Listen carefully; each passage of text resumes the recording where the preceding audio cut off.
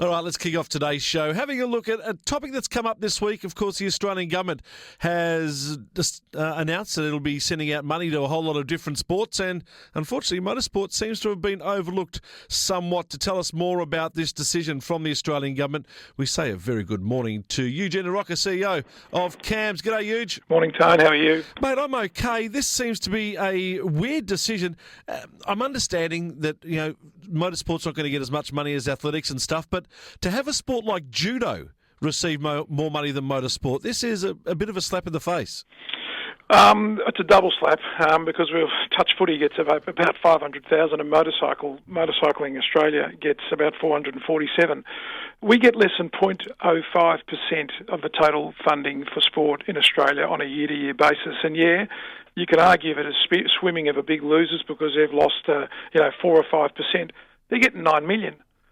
Every year for 4 years leading up into either an Olympic sport or even the annual championships.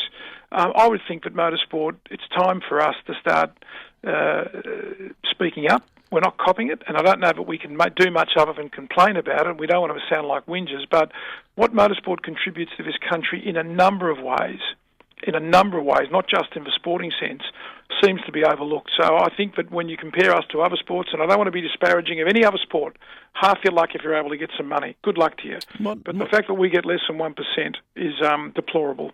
Might you even go as far as saying when it comes to the number of volunteers that are actually involved with the sport, motorsport would have to be right up there? 8,000 registered volunteers, and when you multiply that with parents and uncles and aunties and daughters and sons and grandparents, the people who actually get engaged in motorsport runs into the many thousands. So it's one of those sports that is regularly overlooked, regularly undervalued. We are the fourth most watched sport in Australia. We're the most watched sport in the world, and yet we get more from the government of Korea for training their officials than we get from the government of Australia for training our young drivers. $120 million in funding allocated by the government. Motorsport gets $369,000. That's less than $50 a volunteer. And if you put it in perspective, it is a drop in the ocean, really. And look, are we biased, you and I, me in particular, you in particular? Yeah. Should someone like, Will Power, who's currently running in Indy, have been given more support in the past? Yes. Daniel Ricciardo, we put him through the CAMS Rising Star program.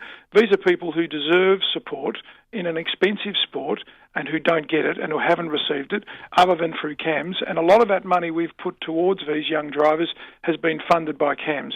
So the actual support we get from the government of $300,000, part of that goes into development of young drivers, part of it goes into participation, part of it goes into elite training camps, but a lot of the money we generate is through private funding that we put towards these young drivers, and that just doesn't compare favourably to many other sports where they get given millions of dollars. Eugene, I know I'm going to get SMSs on the machine over the next 10, 15, 20 minutes about this conversation that we're having right now, and I know I'm going to get people saying, but motorsport isn't a sport. Is this another part of that, the reason why motorsport gets so little from the government? There is this perception that that motorcycling and motor cars are not sports. In fact, if you had to pick between the two, a motorcyclist is probably more of a sportsman than a chap in a motor car. I reckon that's crap. That's absolute nonsense. The level of dedication, physical and otherwise, physical, mental, that goes into preparing to be an athlete in a motor car is just not comprehended by people from government and even the broader public. I tell you, I've seen the best athletes in Australian football, and I think they would struggle to compete with some of the best athletes in motorsport and motorcycling for that level. And you've got to factor in that there's an enormous amount of mental application, and you have to actually pair that up with the physical demands. And I've been in the pits and I've looked at just what a steering wheel involves in an F1 car. You've got to be a road scholar. Plus, you've got to have the physical fitness to be able to compete at the levels they do. Plus, you're putting your life on the line in some regards, although it's now a very, very safe sport. So that is absolute nonsense to say that Australian motorcar drivers or motorcyclists are not athletes. They are athletes at the highest level.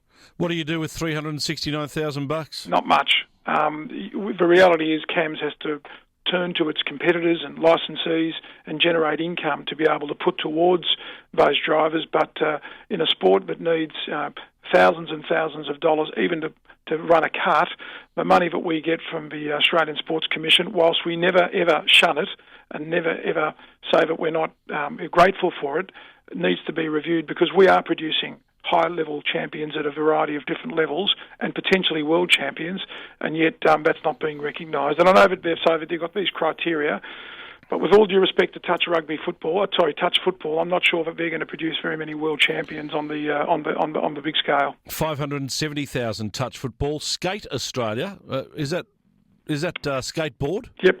Oh, well, I honestly don't know. It could be ice skating or it could be skateboarding. 686,000, judo 684, archery 628, and as you said, motorcycling 447. They're the sports around us financially that get more. I suspect, Tony, that if they said you were a part of the Olympic movement, they would increase our funding, but I guess they would probably increase it to 600.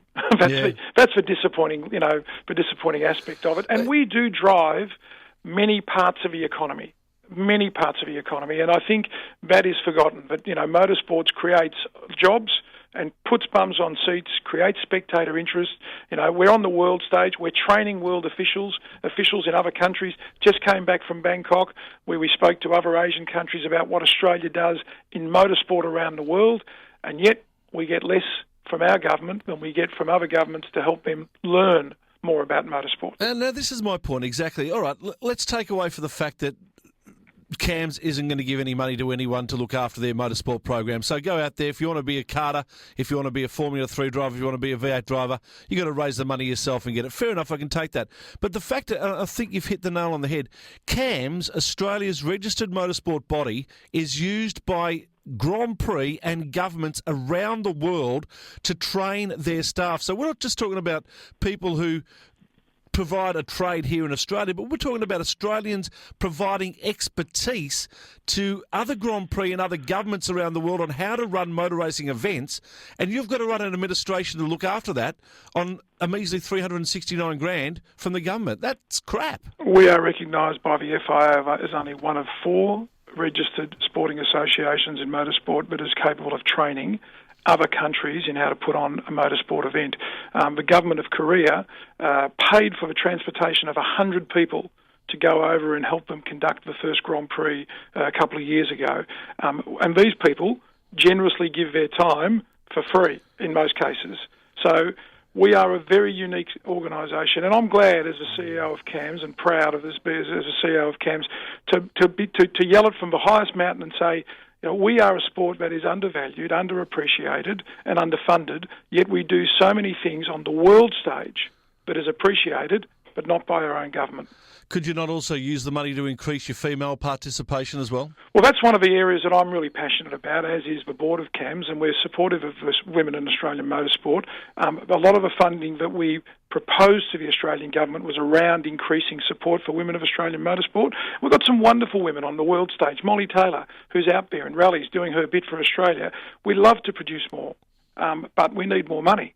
And yet, obviously, maybe there must be a very strong female participation in touch rugby or touch football, because, and we've got a number of competitors that would love the funding, but we simply can't provide it because we have a limitation on the funding we receive from the government. So, look, Tony, we're passionate about it. We'll keep plugging away, and maybe one day the government will recognise the value of Australian motorsport in sport generally and the Australian economy and the world scale, but it's taking a bit of time. Yeah, it certainly is. Scratching my head on this one. Just a final one before we let you go, mate.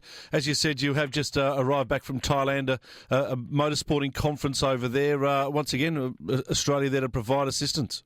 And Asia Pacific is going to be one of the areas where motorsport has a real opportunity of a foothold. When you talk about India and you talk about the economies of China, massive economies with massive amounts of money that want to get involved in motorsport, and Australia is in the epicentre of that argument or that push by the FIA. And so, along with New Zealand, we hosted the Asia Pacific Forum. It was attended by about 20-odd countries that have got an interest in motorsport. Even Nepal, believe it or not, who've received some funding from the FIA, and we're helping them. So we're right at the epicentre of Asia Pacific motorsport, and we hope to see more Grand Prix occur in and around the Asia Pacific area. Obviously, not of the cost of the Australian Grand Prix, which is considered generally one of the best Grand Prix in the world.